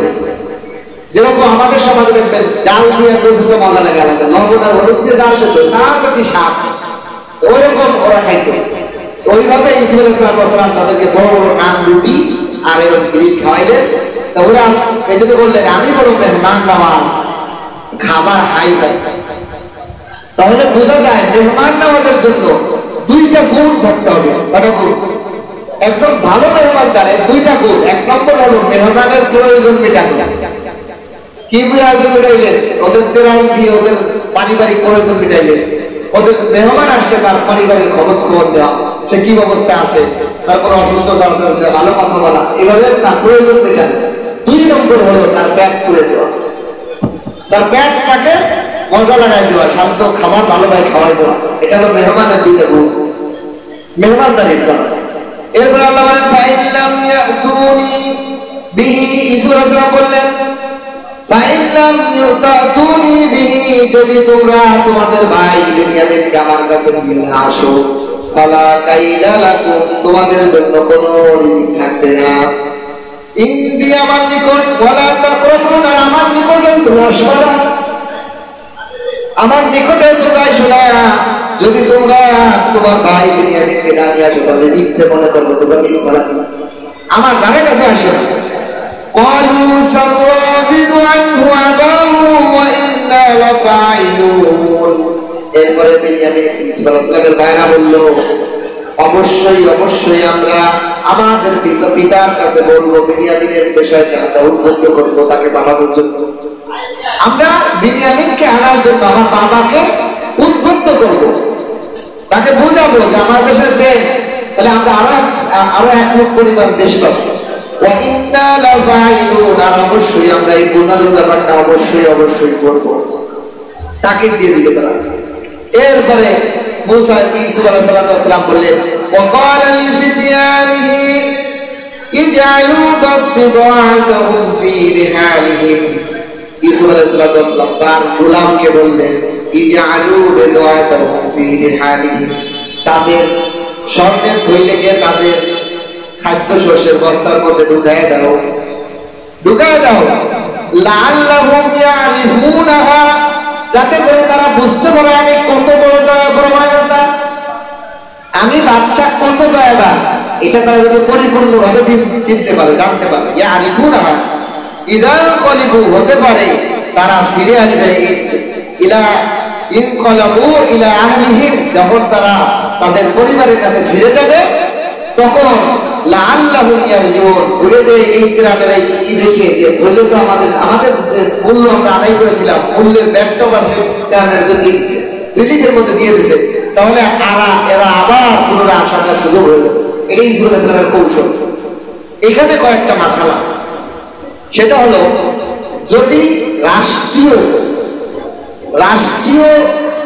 ত্রাণ রিলিফ উনি বন্টন করতেছেন, উনি সরকার বাদশাহ ইউসুফ আলাইহিস সালাম অর্থমন্ত্রী, উনি রিলিফ বন্টন করতেছেন, তো উনি যে এই রিলিফের যে মূল্য টাকা, এটা তো সরকারি সম্পদ, এটা আবার ওনার ভাইদেরকে দিয়ে দিলেন কেন? এটা কি জায়েজ হলো? এটা স্বতন্ত্র হইলো? এখানে তাফসীরে মুফাসসিরিনরা বলেন না, এটা স্বতন্ত্র হয়নি। 1 নম্বর হলো, কয়েকটা কারণ আছে, কয়েকটা কারণ হতে পারে। 1 নম্বর কারণ হলো, ইউসুফ আলাইহিস সালাম উনি যেহেতু এই রাষ্ট্রের মালিক, তাহলে ওনার পরিবারও একটা রিলিফ পাওয়ার একটা ইবাইতে পারে। যিনি প্রধানমন্ত্রী থাকতেন, তার পরিবার পরিজনের একটা রিলিফের বাকি পাবে, উনি দায়িত্ব পালনের খাতিরে ওনার তো একটা রিলিফ হয়, সেই হিসেবে উনি তার ভাইদেরকে দিয়েছেন। এক। দুই নম্বর কারণ এটা হতে পারে ইউসুফ আলাইহিস সালাম নিজের বেতন থেকে, নিজের ভাতা থেকে এই রিলিফের টাকা সরকারি সম্পদে ঢোকাই দিয়েছেন। তিন নম্বর কারণ এটা যে ইউসুফ আলাইহিস সালাম জানেন যেহেতু রাষ্ট্রীয় ভাবে যারা হতদরিদ্র তাদের জন্য একটা রিলিফের বরাদ্দের একটা ব্যবস্থা আছে, সেইটা হিসেবে তার বাবা ভাইরা হতদরিদ্র হিসেবে তাদেরকে একটা রিলিফ বিনামূল্যে দেওয়ার একটা দিয়েছে, ওই হিসেবে দিয়েছে। আর ইউসুফ আলাইহিস সালাম এটা এই যে একটা কৌশল অবলম্বন করলেন, এটা একটা কেমন যেন কিরকম হলো না যে মাল নিচে কিনে আবার টাকাও ফেরত দিয়ে দিচ্ছে, এটা একটা দয়া বা সততা দানবীয়তা পরিচয় দিচ্ছে। কেন দিচ্ছে? একটা কৌশল কাটাইছেন, যদি আমি এই টাকাটা ওদের দিয়ে দিই, হতে পারে ইয়াকুব নবী এবং ইয়াকুব নবীর ছেলেদের আর টাকা পয়সা নাই, যা স্বর্ণগহনা যা ছিল তাই নিয়ে তারা ইতিরাম দিয়েছে। ইতিরাম তো বেশি দিন যাবে না, 1 মাস 2 মাস যাবে বা 1 বছর যাবে, আরো তো কয়েক বছর ধরে দুর্ভিক্ষ থাকবে, তখন তারা তো আর টাকা পয়সা নাই, আর কিভাবে? এই জন্য এই টাকা থাকলে এই টাকার জোরে আবার ত্রাণ দিতে আসবে, এই জন্য উনি ত্রাণ দিতেন। 1 নম্বর। 2 নম্বর কারণ ইয়াকুব নবী ইউসুফ নবী এই করলেন কেন? উনি জানেন যে আমার বাবা একজন নবী, আমার বাবার সামনে যখন এই ত্রাণের ফেরত টাকা, রিলিফের টাকা ফেরত দেখবে, তখন উনি বলবেন এটা তো মিশরের রাষ্ট্রীয় সম্পদ, এটা তোমরা দিছিলে, এটা বলে চলে আসছে, মিশরের রাষ্ট্রীয় সম্পদ, এই রাষ্ট্রীয় সম্পদ ভোগ করা যাবে না, যাও আমার ছেলেদেরকে এই ত্রাণ ফেরতের জন্য আমার কাছে আবার দিবেন, তাহলে আমার ভাইদের সাথে আমরা আবার সাক্ষাৎ হবে। এইরকম বিভিন্ন কারণে যে ইউসুফ আলাইহিস সালাম এইটা করলেন, যে যাতে করে তারা আবার ফিরে আসে আমার কাছে, আমার ভাইদেরকে আমি আবার দেখি, নিজের আপন ভাইদেরকে দেখলে তাদের ভালো লাগে। ইউসুফ আলাইহিস সালাম এইভাবে ওকে দিলেন। এরপরে যখন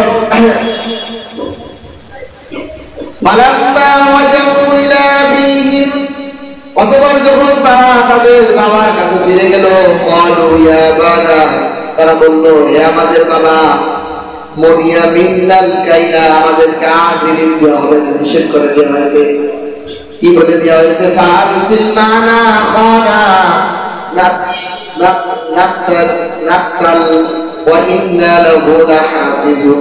হে বাবা, আমাদেরকে তো রিলিফ দিয়েছে, তবে আগামীবার যদি আমরা আমার ছোট ভাইকে না নিয়ে যাই, আমাদেরকে নিষেধ করে দিয়েছে, আমাদেরকে মানা করে দিয়েছে, আমরা আর যেতে পারবো না।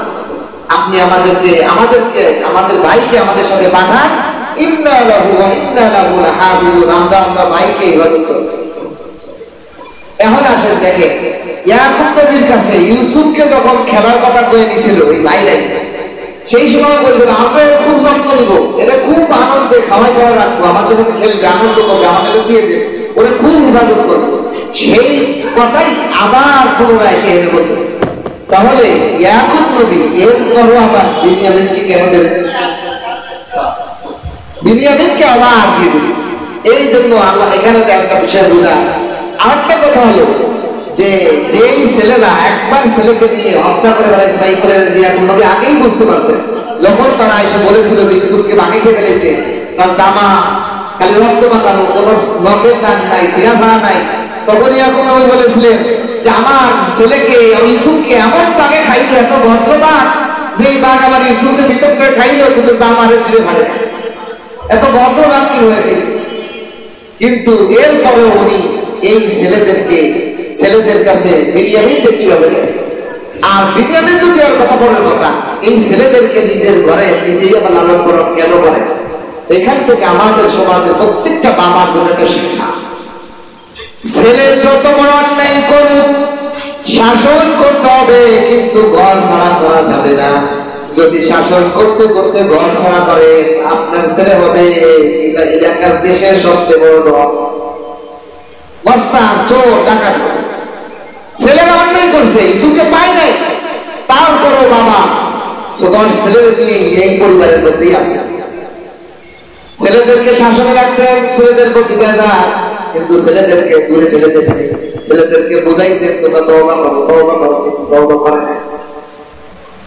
তাদেরকে সবসময় ইসলাম মধ্যে রাখছেন। এজন্য নিজের সন্তান যদি অন্যায় করে অন্যায় ছাড় দিয়ে যাবে না, উনি ছাড় দিয়ে নেই। উনি ওই ছেলেদের মতো মুখ ফুরাইতেন না, কথা বলতেন না তাদের সাথে বেশি। আবার প্রয়োজনের সাথে যতটুকু কথা বলা যাবে ততটুকু বলতেন, কিন্তু ফ্রি হয় না। ইয়াকুব নবী ছেলেদের সাথে ফ্রি হয়নি। ছেলেরা সবসময় আতঙ্ক, এখন আমাদের বাবা আমাদের বলতে যায়। তাহলে এটা চাপের মুখে রাখা, ছেলেকে দূরে ফেলে না দেওয়া, ছেলেকে চাপের মুখে রাখা। ছেলেকে চাপের মুখে রাখছেন, ছেলেদেরকে নিজেই কিনারে পাঠাইছেন কিনে নেওয়ার জন্য। তাহলে প্রয়োজনের সময় কথা বলছেন, কিন্তু ওই ছেলে আপনার যদি বেশি কথা বলেন এবং আমার ছেলেদের ইসুকে ধোকা বানিয়ে দিচ্ছে। ইয়াকুব নবী ওদেরকে ওরা যখন এই কথা বললো যে আমাদেরকে দিবে না, ইয়াকুব নবী বলেন, এখন বলতেছেন ইয়াকুব নবী, ক্বালা হাল আমানুকুম আলাইহি ইল্লা কামা আমিনতুকুম আলা আখিহি মিন ক্বাবল। হে ভাই, তুমি 10 ছেলে শোনো, তোমাদেরকে কি আমি ওইরকম বিশ্বাস করবো যেইরকম ইতিপূর্বে ইসুফের ব্যাপারে বিশ্বাস করেছিলাম? যেইরকম ইসুফের ব্যাপারে আমি তোমাদেরকে বিশ্বাস করেছিলাম, ওই রকম কি বিনিয়ামীনের ক্ষেত্রে বিশ্বাস করে তোমাদের সাথে দিয়ে দেবো? এইটা বলার পরেও উনি বলছেন, আল্লাহু খায়রুন হাফিজা। আমি যতই বিনিয়ামীনকে আমার কাছে রাখি না কেন, আল্লাহ যদি তার ক্ষতি করে আমি বাঁচাইতে পারবো না। যদিও তোমাদের সাথে আমি দিয়ে দেই, বিনিয়ামীনকে যদিও আমি আমার কাছে রাখি না কেন, আল্লাহ যদি ফায়সালা থাকে ইউসুফের মতো আমাকেও তোমরা বিনিয়ামীনকে দিয়ে মেরে ফেলবা, আমার কোনো উপায় নাই। আল্লাহু খায়রুন হাফিজা, আল্লাহই হলো উত্তম হেফাজতকারী। আল্লাহ যদি কাউকে বাঁচায় কেউ মারতে পারবে না, আর আল্লাহ যদি বিপদের বেলায় মারে আমরা কেউ রক্ষা করতে পারবো না। এজন্য কবি বলেন, চারাগেরা কেই জাদবার ফরুজত আরা কেস্তাব বলদরুন সাদব সুজত। আল্লাহ যেই বাতি জ্বালায় ওই বাতি যদি কেউ ফুঁকে নিবাইতে চায় সেই পুড়ে যায়। ফ্রান্সের রাজা, ফ্রান্সের প্রেসিডেন্ট যদি নবীকে গালি দেয়, নবীকে গালি দেওয়ার কারণে আমাদের মুসলমানদের অন্তরের ভিতর আগুন জ্বালাইছে, আল্লাহ তার গেরজায় আগুন দিয়ে পুড়াই দিছে। আল্লাহর ভাই, আমার নবীরে গালি দিলে আমার শরীরে কোনো ক্ষতি হয় না, কিন্তু এই নবী কার নবী, কার মহব্বতের হাবিব, আল্লাহর হাবিব তিনি। কার হাবিব? আল্লাহর বন্ধু তিনি। আমি হাবিব কিছু করতে পারবো না, আমি আব্দুর রহমান কিছু করতে পারবো না, আব্দুল্লাহ কিছু করতে পারবো না, কিন্তু আল্লাহ তোরা আল্লাহর হাবিবের সম্মান রক্ষা করবেন। ও প্রেসিডেন্ট, তোমার জবানের শক্তি দিয়ে দিল, বাক স্বাধীনতা দেওয়া হয়েছে, জিততে কথা বলার শক্তি তো আল্লাহ দিয়েছে। আল্লাহ ধরা যখন আসবে খান খান হয়ে যাবে। পৃথিবীর ইতিহাসে ফিরাউন গেছে, নমরুদ গেছে, আবু জাহেল গেছে, উতবা গেছে, সাহেবা গেছে, কেউ ক্ষমতা দেখে নাই। এখনো তো তোমরা ইতিহাস দেখো না, ফিরাউনের লাশ মিশরের জাদুঘরে আছে। কিসের লড়াই করতেছো? বাক স্বাধীনতা বলো। মুসলমান কোনদিন বাক স্বাধীনতা হতে পারে না। মুসলমানের বুকের বলিও আল্লাহর গোলাম, মুসলমানের হাত আল্লাহর গোলাম, মুসলমানের জবান আল্লাহর গোলাম।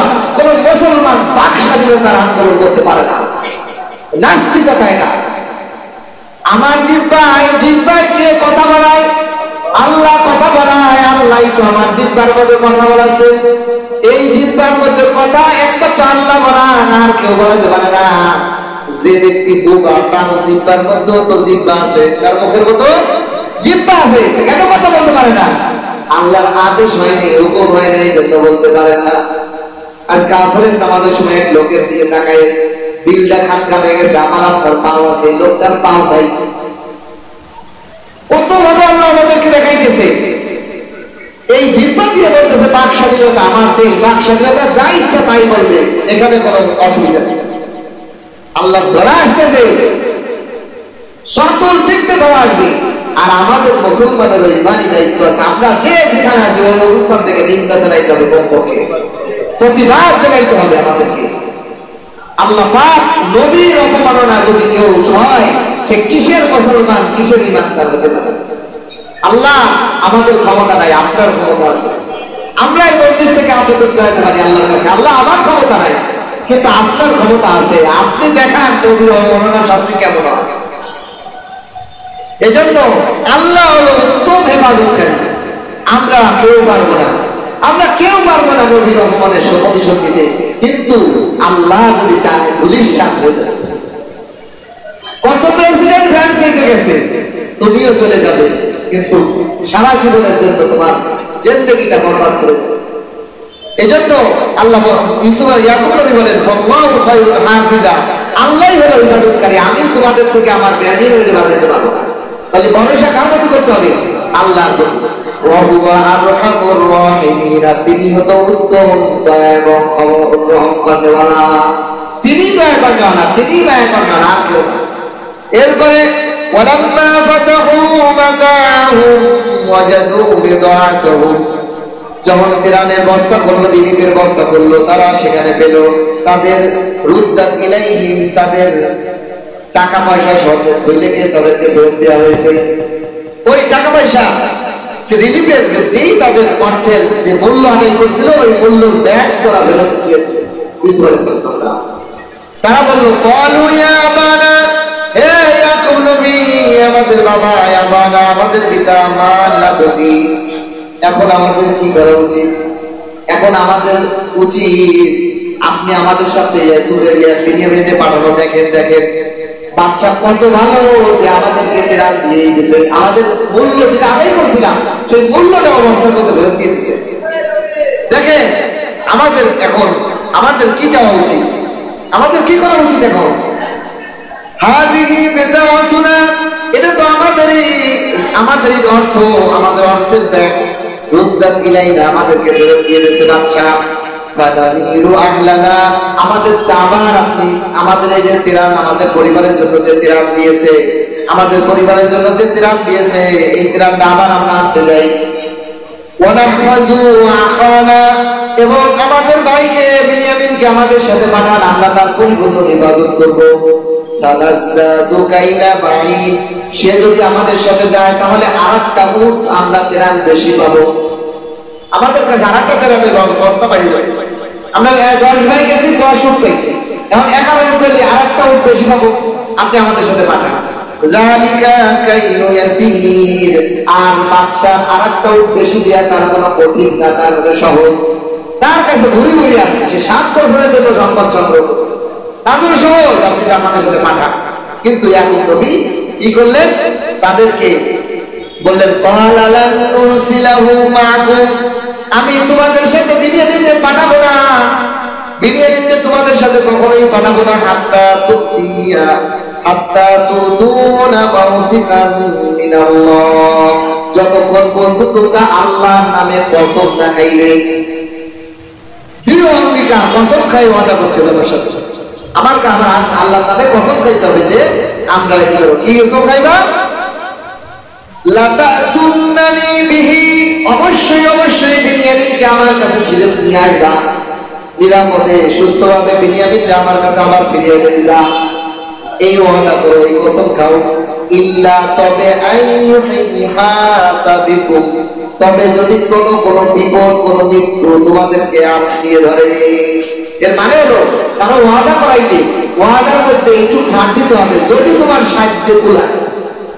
ইয়াকুব নবী বললেন, তোমরা যথাসাধ্য বিনিয়ামিনকে ইবাদত করে আমার কাছে ফিরিয়ে আনতে ওয়াদা করো, তবে যদি কোনো বিপদ, কোনো মৃত্যু তোমাদের সবাই আটকায় দেয়, তোমরা সবাই মরে গেছো, তবে তার কিছু করার নেই। এরকম সাধ্য যদি হয় তাহলে অসুবিধা নেই। এই ওয়াদা নিলেন।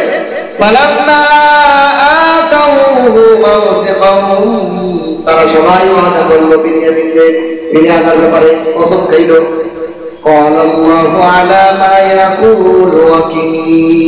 কসম খাওয়ার পরেও ইয়াকুব নবী বললেন, আমি যতই কসম খাই করি, এই ব্যাপারে আল্লাহ হলো আমাদের মধ্যস্থ বিচারক।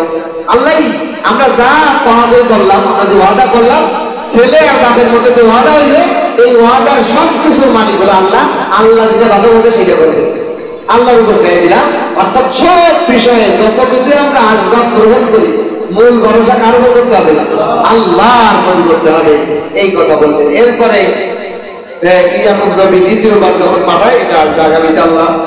এখান থেকে আমাদের জন্য বড় বড় শিক্ষা হলো, 1 নম্বর হলো যে আমরা যখনই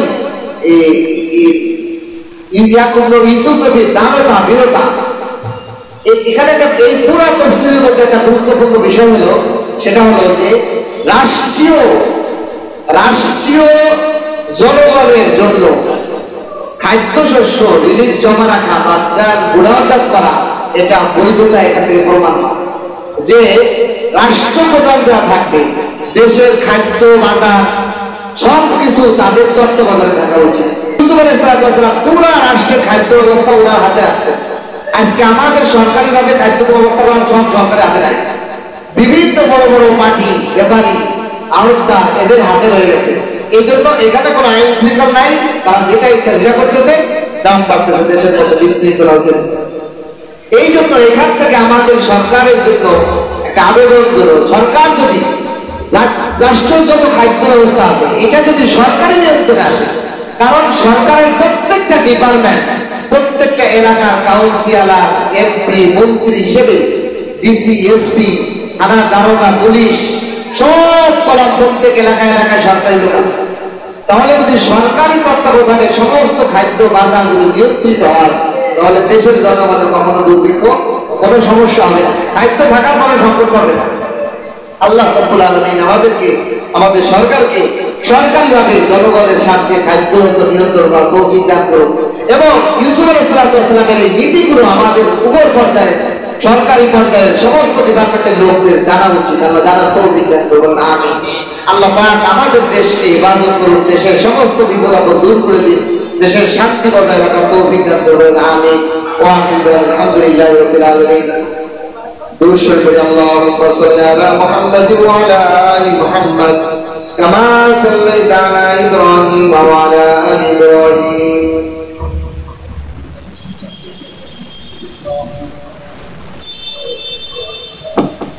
اللهم بارك على محمد وعلى آل محمد كما باركت على إبراهيم وعلى آل إبراهيم إنك حميد مجيد الحمد لله رب العالمين والصلاة والسلام على رسوله النبي الكريم رحمن يا رحيم يا ستار يا كريم কোরআনে পাকের তাফসীর করে আল্লাহ শুনে, ইয়া আল্লাহ আপনার পাক দরবারে বেকারের দুই কোন হাত তুলেছি বলি, ইয়া আল্লাহ দাড়ি কাটা মুরব্বিদেরকে নিয়ে হাত তুলেছি, আল্লাহ কোরআনের হাফেজ আলেমদেরকে নিয়ে হাত তুলেছি, আল্লাহ মুবাল্লিগ দ্বীনদার মুসলমান ভাইদেরকে নিয়ে হাত তুলেছি, আল্লাহ ইয়া আল্লাহ আমরা সবাই যার যার গুনাহ ব্যাপারে জানি, আল্লাহ ইয়া আল্লাহ কি পরিমাণ গুনাহ আমরা করেছি আমরা নিজেরাই জানি, আল্লাহ ইয়া আল্লাহ আপনি যদি মাফ না করেন জাহান্নাম ছাড়া কোনো উপায় ইয়া আল্লাহ দুনিয়ার আগুন সহ্য করতে পারি না, জাহান্নামের আগুন তো কোটি কোটি গুণ দেওয়া আল্লাহ কিয়ামতের ময়দানে সর্বপ্রথম যে নামাজের প্রশ্ন হবে, আল্লাহ এই প্রথম প্রশ্নই তো কমপ্লিট করতে পারলাম না, আল্লাহ কিভাবে আপনার সামনে ধরাবো, আমাদের জীবনের সমস্ত গুনাহটাকে মাফ করে দিন, আল্লাহ দুনিয়ার মানুষ দেখে না রাতের অন্ধকারে, আল্লাহ ঘরের মধ্যে বাইরে চলে, আল্লাহ কত গুনাহ আমাদের ধরা হয়ে গেছে, আল্লাহ আপনি এত দয়াবান, এত মায়া, এত মহব্বত, আপনি এই গুনাহগুলো যদি আমার মায়ের কাছে, বাবার কাছে, ভাইয়ের কাছে, বোনের কাছে বরকত করে দিতেন, মা বাবা বয়কট করতো, ভাই বোন বয়কট করতো, আল্লাহ আপনি দেখেও না দেখে প্রকাশ করেন নাই, আল্লাহ আপনি আমাদের গুনাহকে গোপন করতে ওয়ালা মালিক, আপনি এত দয়াবান আমাদের গোপন করে দিয়েছেন, আল্লাহ আল্লাহ আমাদের গুনার খাতাগুলো মুছে দিয়ে দেন, আল্লাহ আল্লাহ জীবনের গুনার খাতা সব ধুয়ে মুছে দেন, আল্লাহ কিয়ামতের ময়দানে ছেলে মেয়ে বাচ্চা মানুষের সামনে বন্ধু বান্ধবের সঙ্গে আমাদেরকে লজ্জিত করিয়ে দেয়, আল্লাহ আল্লাহ জীবনের সব গুনাহ কথা আপনি আমাদের মাফ করে দেন আল্লাহ। আল্লাহ আল্লাহ কোন জামানায় আসলাম আল্লাহ, আপনার হাবিবকে আল্লাহ, আপনার হাবিবের বেকুজির জামানায় আমরা কিছুই বলতে আল্লাহ, আপনি সমস্ত শক্তি শক্তি ধরে আল্লাহ, আল্লাহ আপনার হাবিবকে বেকুজিত ধরে করে তাদেরকে আপনি হিদায়াত দেন আল্লাহ। হিদায়াত যদি কবলে না থাকে মালিক আপনি ধনিশ্বাস করে দেন আল্লাহ। আমাদের ক্ষমতা গল্প, আপনার ক্ষমতা অসীম। কোন রাষ্ট্রের ক্ষমতায়, দুনিয়ার ক্ষমতা, আখিরাতের ক্ষমতা, সমস্ত ক্ষমতাই তো আপনার। আল্লাহ আপনি জিহ্বার যদি অর্ডার করেন জিহ্বার কথা বলতে পারে না। আল্লাহ আপনি যদি পাওকে অর্ডার করেন পাওয়ার চলে না। আপনার ক্ষমতার সব দেবে আল্লাহ। নবীকে যারা ব্যঙ্গ করছে তাদেরকে আল্লাহ আমাদের কলিজার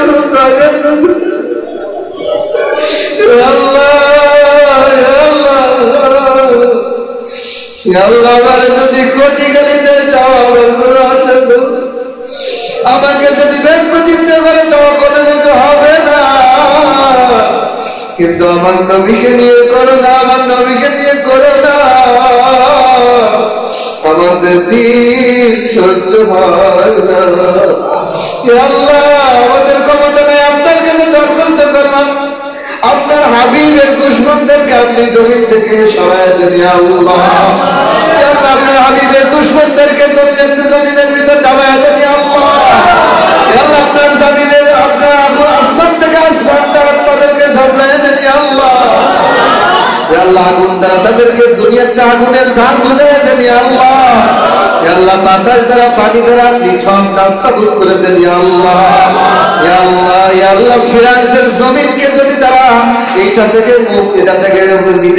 নিজেদের তওবা না করে আল্লাহ, এটা থেকে যারা তারা বিনয়তা না গ্রহণ করে আল্লাহ, জমিন থেকে ফিরান্সের জমিনের মেভাবকে উঠায় দেন আল্লাহ। আল্লাহ আপনি পারেন না উঠাই দিতে আল্লাহ। আল্লাহ ফিরাউনের রাজত্ব কোথায় গেল, নমরুদের রাজত্ব কোথায় গেল আল্লাহ, সবই তো আপনি ধূলিসাৎ করে দিয়েছেন আল্লাহ। আল্লাহ আপনার ক্ষমতা, আপনার ক্ষমতা আল্লাহ, আপনার ক্ষমতা প্রকাশ করেন আল্লাহ। আল্লাহ আপনার সহ্য করতে পারতেছেন আল্লাহ। আল্লাহ আপনার নবীকে নিয়ে যারা আলিদামানা করে তাদের জিহ্বাটাকে ব্যাখ্যা করে দেন আল্লাহ। আল্লাহ আল্লাহ শাস্ত্র নবীর আশিক হয়ে কবরে যখন তৌফিক দেন আল্লাহ।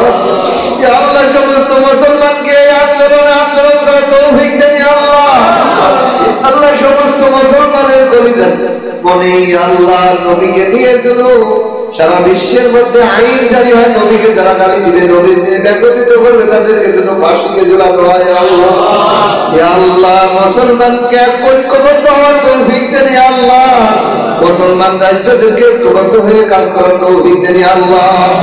আল্লাহ আল্লাহ আমাদের সবাইকে দ্বীনের জন্য কবুল করে নেন আল্লাহ। আল্লাহ আল্লাহ অনেক ভাই তো আছে সে আল্লাহ আপনি কবুল করে নেন আল্লাহ। অনেকে গোপন ভাবে দান করে দোয়া চাই আল্লাহ, গোপনের দানে তাদেরকে পূর্ণ যাচাদারিতে দান করেন আল্লাহ। আল্লাহ আজকে যারা মেহমানদারির ব্যবস্থা করেছে আল্লাহ, তারা নাম প্রকাশ করতে চাই নাই আল্লাহ, তারা গোপনে এই দান করেছে আল্লাহ, মেহমানদারির ব্যবস্থা করেছে, তাদের নেক মাকসাদগুলো পুরা করে দেন আল্লাহ। আল্লাহ আপনি প্রতিমায় দান করে আর কোনো কেউ দিনের দান করে বলা নাই আল্লাহ। যাবতীয় পেরেশানি তাদেরকে উঠায় দেন আল্লাহ। আল্লাহ তাদের পরিবার পরিজনকে দিনদারিত্ব বানায় দেন আল্লাহ, তাদের ছেলে মেয়ে বিবাহদেরকে দিনদার বানায় দেন আল্লাহ। আল্লাহ তাদেরকে কোরআনের আশিকের খাতায় নাম উঠে কিয়ামতের ময়দানে ওঠার তৌফিক দেন আল্লাহ। আল্লাহ যারা যেভাবে এই মসজিদে সহযোগিতা করে সবাইকে কবুল করে নেন আল্লাহ। আল্লাহ মসজিদের কার্পেট কিনে হয়েছে আল্লাহ, যারা 1 টাকা থেকে 10 টাকা 1000 টাকা দিয়ে অংশগ্রহণ করেছে প্রত্যেকের দানকে কবুল করে দেন আল্লাহ। আল্লাহ এখন আরো কিছু টাকা বাকি আছে, যারা দান করতে চায়, যাদের অর্থ আপনি পছন্দ করেন, তাদের দ্বারা এই টাকাটা পূর্ণ করে দেন আল্লাহ। আল্লাহ প্রত্যেকটা দাতাকে আপনি যাজা খায় দান করেন আল্লাহ। আল্লাহ আমরা যারা হাত তুলেছি, আমাদের প্রত্যেকের ব্যবসা বাণিজ্য চাকরি বাকরি আছে, সবাইকে বিস্তারিত দান করেন আল্লাহ, সবাইকে বরকত দান করেন আল্লাহ, বিপদ আপদ দূর করে দেন আল্লাহ, ঋণগ্রস্ত ঋণ পরিশোধ করে দেন আল্লাহ, অসুস্থদের সেবা দান করেন আল্লাহ। আল্লাহ অনেক ভাই বিধি প্রেগনেন্ট অসুস্থ আল্লাহ, আল্লাহ দোয়া চেয়েছে আল্লাহ, আপনি আসানের সাথে খালাসি দান করেন আল্লাহ। আল্লাহ কি গজব আমাদের মধ্যে আসলো, সিজার নামক গজব আমাদের সমাজের মধ্যে চালু হয়ে গেছে আল্লাহ। এখন পর্যন্ত কোন হাইওয়ান জানোয়ারের ডেলিভারির জন্য সিজার লাগে নাই আল্লাহ, আপনি মুসলমান মা বোনদেরকে আসানের সাথে খালাসি দান করে দিন আল্লাহ। আল্লাহ ইহুদি খ্রিস্টানের চক্রান্ত মুসলমান যেন অধিক সন্তান না হয়, এই জন্য তারা সিজার নামক গজব আমাদেরকে দিয়েছে আল্লাহ। আল্লাহ আপনি আমাদের মুসলমান ভাই বোনদেরকে হিফাজত করে নিন আল্লাহ। আল্লাহ বাজারকে কবুল করে নেন আল্লাহ, এই বাজারের প্রত্যেকটা মুসলমানদেরকে কবুল করে নেন আল্লাহ, ব্যবসায়ীদের ব্যবসার মধ্যে বরকত দেন আল্লাহ, এই বিল্ডিং এর মালিককে কবুল করে নেন আল্লাহ, তার পরিবার পরিজনদেরকে দিনদার দিনের জন্য কবুল করে নেন আল্লাহ।